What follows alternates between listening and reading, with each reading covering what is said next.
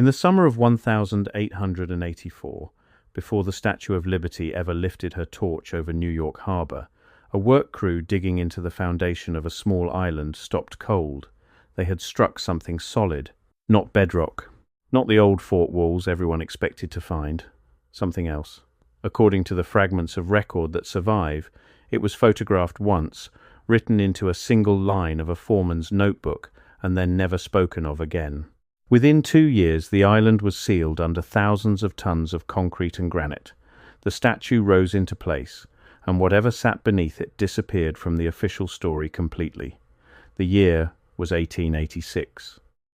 The same year, the most famous monument on Earth was unveiled to the world. And the same year, if you believe a small group of researchers who have spent decades pulling at the loose threads, that something far older and far stranger was quietly buried for good. This is the story of what they say was found under Liberty Island. I have to pause here for a second, because what I just described, that is one case from a much larger pattern. There are 35 documented cases in a document I put together. Different cities, different decades, different types of evidence. Every single one follows the same sequence: discovered, documented, acquired, disappeared. I could not fit all of it into a video. It's in the pinned comment below. Find it before we continue. Why the timeline makes so little sense, and why the real question is not what the statue is, but what it was placed on top of. Let's start with the island itself, because almost nobody asked the obvious question about it. Today we call it Liberty Island. For most of its recorded history, it was called Bedloe's Island, a flat little patch of land sitting in the middle of one of the busiest harbors in the world. And on that island, long before any Frenchman dreamed up a copper goddess, there was already a structure, a fort. But not just any fort. It was an 11-pointed star, perfectly geometric, with walls that fold in and out, like the petals of some impossible flower. The official name is Fort Wood, and the textbooks tell you it was built between 1807 and 1811 to defend New York from the British. A simple military installation. Nothing to see here. But here is where the story starts to bend. Because that exact same shape, the star fort, appears in nearly every corner of the planet. You find these 11 and 12 and 16-pointed stars in the Netherlands, in Italy, in India, in West Africa, in South America, on islands no European supposedly reached until centuries later. Thousands of them. All built, we are told, in roughly the same few hundred years. All sharing a design so precise that modern engineers struggle to lay them out without computers. The mainstream answer is that these were military bastions, a European invention refined to deflect cannon fire, and for a long time people accepted that without a second thought. But a growing community of independent researchers looked at the sheer number of them, the consistency of the geometry across continents that supposedly had no contact, and the strange features that have nothing to do with cannons, and they started asking a different question. What if the star fort came first? What if these structures were not built by the people who later occupied them, but inherited by them? That is the thread we are going to pull. And it leads us straight back to that little island in New York Harbor. Now, the standard history of the Statue of Liberty is clean and well documented, at least on the surface. A French sculptor named Frédéric Auguste Bartholdi designed her. The internal iron skeleton was engineered by Gustave Eiffel, the same man behind the tower in Paris. The Americans were responsible for the pedestal. The cornerstone was laid in August of 1884, and the finished statue was dedicated in October of 1886. A gift of friendship between two republics. The end. Except the dates don't behave the way you would expect them to. The full statue was assembled in France, then taken apart into hundreds of pieces, shipped across the Atlantic in crates, and reassembled on the island. That part is true and verifiable. But the pedestal she stands on is enormous. It sits inside the old star fort, rising out of the center of that 11-pointed star, like it was always meant to be there. And the people who study these things closely keep coming back to one detail. The base fits the fort too well. The geometry lines up too perfectly. As if the statue was not added to the fort, but slotted into a structure that was waiting for it. And this is where the foreman's notebook comes in. The men who prepared that foundation were not historians. They were labourers, masons, and engineers doing brutal physical work in the harbour wind. The granite for the pedestal was massive. The excavation went deep, and in the surviving accounts from that work, passed down through collectors and archive hunters rather than official channels, there is a recurring claim that when the crews dug below the old fort level, expecting nothing but fill and stone, they broke into a space that should not have been there. A chamber, lined not with the rough masonry of an early military fort, but with cut blocks fitted so tightly that a knife blade could not pass between them. And running through that chamber, according to the story, were channels of metal, copper, green with age, set into the stone in patterns that served no military purpose anyone could name. Now I want to be careful here, because this is exactly the point where a story like this either earns your attention or loses it. There is no glass case in a museum holding this chamber. There is no plaque. What we have are accounts, photographs that are difficult to trace, and a pattern of records that seem to thin out at precisely the moment they should get thicker. So let's treat it the way the researchers do, not as proven fact, but as a question that the official version has never bothered to answer. And the question is this: why copper? Because the statue herself is copper. Her entire outer skin, more than 30 tons of it, hammered into sheets thinner than 2 stacked pennies. We are told this was chosen because copper is light, workable, and weathers into that famous green patina. All true. But copper is also one of the best conductors of electricity on the planet, and the researchers who follow this trail point out something the tourist brochures never mention. A colossal copper figure, raised on a tall pedestal, standing on an island surrounded by water, holding a metal torch toward the sky. If you wanted to design a structure to collect and channel atmospheric energy, you would struggle to draw something more perfect. This is the heart of the alternative theory, and it goes far beyond one statue. The claim is that an earlier civilization, sometimes called the Old World, sometimes given the name Tartaria after a vast region that appears on old maps and then mysteriously vanishes from later ones, possessed a technology we have forgotten. Not steam, not coal, something cleaner and quieter that pulled power from the air itself, from the earth, from the difference in charge between the ground and the sky. And the structures they left behind, the star forts, the great domed exhibition halls, the ornate buildings that seem far too grand for the populations that supposedly built them, were part of that system. In that theory, the statue is not a monument. She is a piece of machinery. Or rather, she is a new shell built over the foundation of a machine that was already there. But this was just the beginning of what they say the workers uncovered. To understand why 1886 matters so much, you have to understand what was happening across the world in those exact years. Because the late 1800s were not the simple, sleepy past we tend to imagine. They were a period of frantic building, frantic burning, and frantic forgetting. Think about the world's fairs. In the decades around the statue's unveiling, city after city erected entire metropolitan centers of staggering beauty, seemingly overnight. The most famous is the World's Columbian Exposition in Chicago in 1893, just 7 years after Liberty went up. They called it the White City. Hundreds of acres of gleaming palaces, soaring domes, grand canals, statuary on a scale that would bankrupt a modern nation. The official account says it was all built in a couple of years out of a temporary material, a mix of plaster and fibre, designed to be torn down when the fair ended. And then, conveniently, almost all of it burned. Vast, irreplaceable architecture, reduced to ash in fires that the records treat as afterthoughts.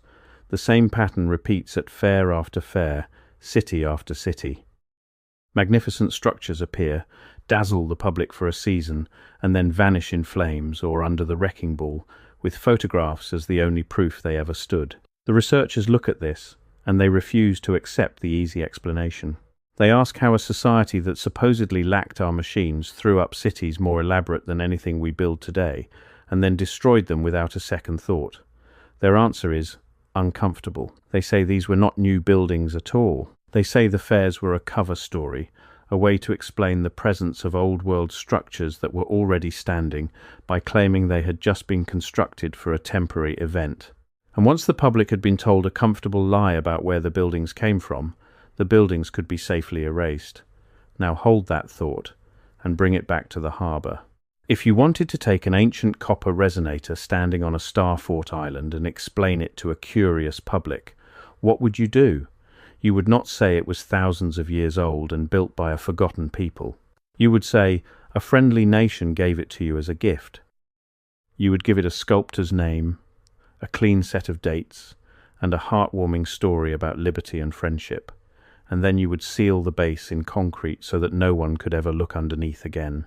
That, the theory goes, is exactly what happened between 1884 and 1886. So let's go back into that chamber the workers say they found, because the details that survive are the strangest part of all. The accounts describe more than just copper channels. They describe the air down there as wrong, heavy with a faint metallic taste and a low vibration that some of the men claimed they felt in their teeth before they could hear it. They describe the walls as warm to the touch in a place that should have been cold, soaked through by harbour water for generations. And they describe symbols, not English, not French, not the neat Latin inscriptions you would expect on a 19th century monument. Markings cut into the stone that the foreman, in the one surviving line attributed to him, called older than the fort and not made by us. Older than the fort. Sit with that phrase for a second. The fort itself was officially less than 80 years old at the time. For a working man standing in that hole to look at the stonework and conclude it predated the structure above it, the difference must have been obvious. The kind of difference you do not need a degree to see. And then there is the question of what happened to those men. Because here is where the trail goes cold in a way that feels deliberate. The detailed work logs from the deepest phase of the foundation excavation are incomplete. There are gaps. Names appear in early payroll records and then simply stop, with no record of dismissal or completion. There was, according to one account, a fire in a records office that destroyed a portion of the engineering documents from exactly this period. And the photographs, the ones that supposedly show the chamber and its copper veins, exist only as copies of copies, their origins almost impossible to verify, dismissed by every official source as fakes or misattributions. A skeptic will tell you that old records are always incomplete, that fires happen, that working men move on without paperwork, and that blurry photographs prove nothing. And the skeptic is not wrong to say any of that. But the researchers make a fair point in return. When every single line of evidence that would confirm an ordinary story is missing, you call it bad luck. When every single line of evidence that would confirm an extraordinary one is missing, in the same place, at the same time, you might be looking at something else. You might be looking at a cleanup. Let's talk about the man whose name is not on the brochures, because every cleanup needs people willing to do it quietly. The construction of the pedestal and the final assembly involved engineers, financiers, and officials whose interests went well beyond a statue. This was the Gilded Age. The fortunes being assembled in New York in those years were among the largest in human history, built on railroads, steel, oil, and banking. These were men who understood, better than anyone before them, that controlling the story of how the world worked was just as valuable as controlling its resources. The alternative researchers argue that this is the missing motive. If an older technology existed that drew power freely from the environment, it was not just a historical curiosity, it was a threat. An empire of coal mines, oil wells, copper wire, and metered electricity cannot survive in a world where energy is abundant and unowned. So the theory holds that the same forces building the new industrial order had every reason to bury the evidence of an old one, and the wealth to do it without leaving a trace. In that light, sealing a strange chamber under a beloved national monument is not a wild conspiracy. It is simply good business. But there is a softer, sadder version of this story that the researchers tell too, and it deserves a hearing. In this version, no one is twirling a mustache in a back room. In this version, the people of the late 1800s were the survivors of something. A catastrophe. A flood of mud and water that the alternative community points to again and again, swallowing the lower floors of old buildings around the world, leaving windows half buried below modern street level, leaving entire ground floors that were dug out later and called basements. A reset, they call it. A great forgetting, after which a thin generation of survivors inherited a world full of structures they no longer understood, built by hands that were no longer there. In that telling, the men who unveiled the statue in 1886 may not have been hiding the truth. They may simply not have known it. Before I go further, that document in the pinned comment. If you have not found it yet, go there now, because everything I cover in these videos is one piece of a pattern that only becomes visible when you see all 35 cases together. The document shows you the full pattern. What I can show you here is the surface. What is down there is everything underneath it. Pinned comment, now, then come back. They found a chamber they could not explain, in a fort whose true age they could not imagine, and they did the most human thing possible. They covered it up, gave it a story they could live with, and moved on. The erasure was not always a crime. Sometimes it was just grief, poured into concrete. Either way, the result is the same. By the end of 1886, the chamber was gone. The statue stood in its place. And the only people who knew what lay beneath her had every reason to keep their mouths shut. There is one more name that belongs in this story, and the people who study it bring him up constantly: Nikola Tesla. Because while the statue was being bolted together in the harbour, Tesla was only a few years away from lighting up the world in a way no one had seen before. By the early 1890s, he was sending power through the air, lighting lamps with no wires attached to them, and speaking openly about a future where energy would be drawn from the environment and delivered to anyone, anywhere, for free. He built a tower on Long Island, at a place called Wardenclyffe, designed to do exactly that. To pull energy from the earth and the atmosphere and broadcast it without cables, without meters, without owners. And then the funding vanished. The tower was torn down. The work was buried in obscurity, and the version of electricity that survived was the one you still pay for every month, pushed through copper wires owned by companies, measured by the unit, sold back to you for the rest of your life. The researchers see Tesla not as the inventor of free energy, but as the last man who almost brought it back. In their telling, he was not discovering something brand new in the 1890s. He was rediscovering something old, something the previous world had used as casually as we flip a switch, and he made the unforgivable mistake of trying to give it away. The same forces that had every reason to bury a copper chamber under a statue had every reason to bury him too, not under concrete, but under debt, doubt, and silence. Look again, then, at that copper goddess on her tower beside the water, raised in the very decade Tesla was proving that towers beside the water could push power through the air. The researchers do not think that is a coincidence. They think it is the same idea expressed twice, once in a machine the old world built and we forgot. Once in a man we let the world forget. But to really understand the scale of what they are claiming, you have to look at the maps. Pull up an atlas printed in the 1700s and you will find, stretched across the top of Asia, an enormous territory. Mapmaker after mapmaker, in country after country, labels it almost the same way. Great Tartary, Grand Tartary, a landmass larger than any single nation on earth today, drawn with cities, borders, and detail, sitting right there on maps. The most respected cartographers of their age were paid to make as accurately as they possibly could. And then, over the span of roughly a single century, it fades. The name shrinks, then splits, then disappears entirely, replaced by the patchwork of regions we know now. The official explanation is simple. Tartary was never one country. It was a vague European word for a region outsiders did not understand, a catch-all for the lands beyond the edge of the known world, and as real knowledge improved, the vague word was replaced by precise ones. That explanation is reasonable. It might even be correct. But the alternative researchers ask the harder question. How does a place that appears, in confident detail, on the most authoritative maps of an entire era, simply cease to exist, not just as a country, but as a memory? How do you lose a name the size of a continent so completely that school children today have never once heard it spoken?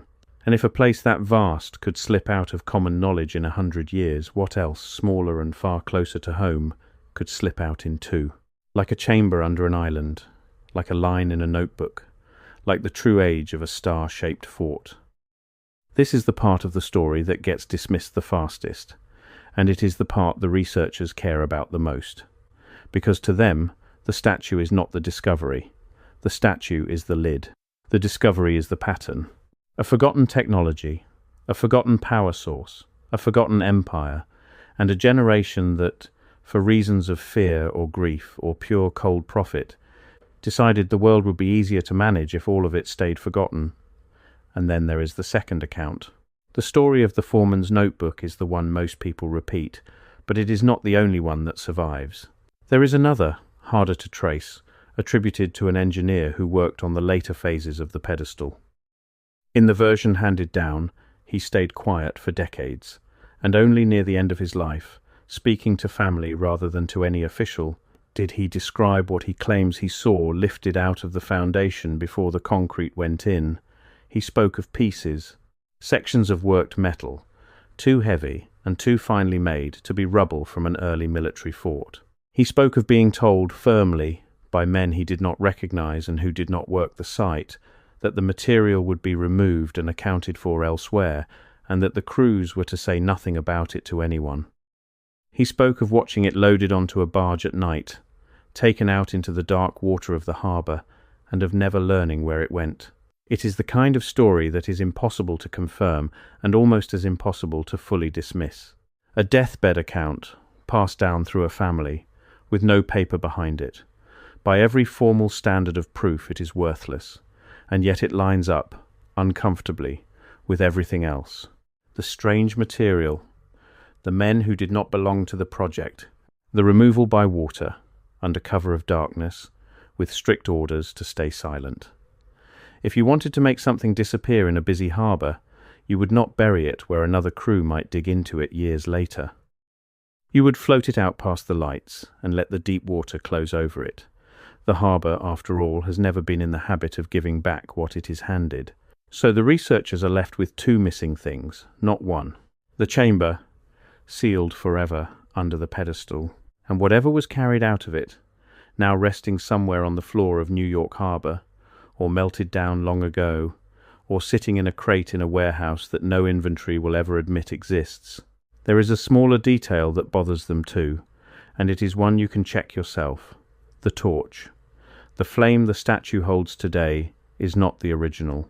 The first torch was altered and reworked more than once in her early life, cut into, fitted with glass, lit from within, then changed again, until eventually the whole thing was replaced and the original retired. The official reasons are practical. Water leaked in. The lighting never worked well. The metalwork corroded. All true, all documented, all perfectly ordinary. But the researchers noticed that the one part of the entire structure most associated, in the old world theory, with gathering and emitting energy, the raised point reaching highest into the sky, is also the part that was tampered with the most, the soonest, and the most thoroughly. The piece you would most want to study, if you suspected what it really was, is the piece that was quietly taken apart and swapped out within a generation. Coincidence, almost certainly. But it is the kind of coincidence that, once you have seen the pattern, you can no longer unsee. So what do we actually have when we strip everything down? We have an island-shaped fort whose design appears, identically, all over a world that supposedly had no shared engineering. We have a 30-ton copper figure raised on a tower, on an island, reaching a metal torch toward the sky, in a configuration that happens to match almost exactly what you would build to gather energy from the air. We have a construction timeline crammed into the same handful of years as a global wave of impossibly grand buildings that were raised and then burned. We have accounts thin and contested of a chamber found and quickly buried. And we have a pattern of missing records that is either the unluckiest archive in American history or the fingerprint of something hidden on purpose. None of it, on its own, proves anything. A star fort is a known military design. Copper really does weather beautifully. Records really do burn. And the human mind is very, very good at finding patterns in the dark, especially patterns it wants to find. But the researchers who have given their lives to this are not asking you to believe. They are asking you to notice. To notice that the official story, the one you were handed as a child, has answers that are suspiciously smooth for a world that is usually so messy. To notice how rarely anyone is allowed to dig beneath the things we are told to admire. And maybe that is the real reason this question refuses to die. Not because the evidence is overwhelming. It isn't. But because of how quickly we are told to stop asking. There is something else worth sitting with, and it has nothing to do with old maps or deathbed stories. It is about what you are allowed to see today. You can visit the statue. You can climb up through the pedestal, all the way into the crown, and look out through those small windows at the harbour far below. Many thousands of people do it every year. The interior is open, photographed, measured, and explained on signs along the entire route. By any reasonable standard, this is one of the most thoroughly examined structures on the planet. And yet the one direction you cannot go is down. There is no public path beneath the base, no tour of the foundation, no exhibit explaining, stone by stone, what the old fort really rests on, or what was found when the deepest part of it was opened. The structure invites you up toward the light and quietly closes the door on everything below. For a monument built to symbolize openness, the researchers find that detail telling. You may inspect the symbol all you like. You may not inspect what holds it up. They point to the markings too, the ones the foreman is said to have described. Symbols on old structures that do not match the people who occupied them later turn up again and again in this field, on buildings across continents, dismissed each time as decoration or as styles borrowed and copied from somewhere else. Maybe that is all they ever were. Decoration travels. Craftsmen imitate. But when the same unexplained marks appear on a star fort in one part of the world and on a chamber wall under a statue in another, the researchers stop calling it fashion and start calling it a signature. The signature of a builder who came before, quietly stamped onto work that a later world would claim as entirely its own. None of this is proof. It is a feeling, sharpened into a question, and then aimed at a wall of concrete that will never answer back. But the feeling does not fade just because the evidence is thin. If anything, the thinness of the evidence is the whole point. We are talking about one of the most photographed monuments in the world, and the most interesting thing about it may be the single place where no camera is ever allowed to point. Stand on the ferry today, on the way out to the island, and look at her as she grows from a green speck into a colossus. She is genuinely beautiful. The light catches the patina, the torch holds steady against the clouds, and for a moment it is easy to feel exactly what you are supposed to feel. Pride, wonder, a sense of welcome. Then look down, past the robes, past the pedestal, to the 11-pointed star she stands upon. The fort that was already there. The fort whose twins are scattered across continents that never met. And ask yourself the question the foreman is supposed to have scratched into a notebook that no longer exists. What if it is older than they told us? What if it was not made by us? Whatever is under that island, if anything is under it at all, has now spent more than a century in darkness, wrapped in concrete and silence. The men who sealed it are long dead. The records that might explain it are ash or rumour. And the goddess on top keeps her copper face turned toward the harbour, holding her light high, giving nothing away. She was meant to be a symbol of openness, a promise that the truth would be visible to anyone who came looking for it. There is something almost cruel, then, in the possibility that the most important thing about her is the one thing she was built to hide. We may never know what was really found beneath Liberty Island in 1884. We may never know whether there was anything there at all, or whether the whole story is a beautiful pattern stitched together by people who needed the past to be stranger than it was. The concrete is not coming up. The harbour keeps its secrets. But the next time someone tells you that the history of the modern world is settled, that every monument has been measured and every foundation understood, remember the small island, the strange star beneath the statue, and the single line in a notebook nobody can find. Remember that the people who sealed it were not cartoon villains but ordinary men, working fast, under pressure, with reasons of their own, and that the most effective way to bury something is never a dramatic conspiracy. It is simply a good enough story, told confidently enough that nobody ever feels the need to dig and remember how fast we were told to look away.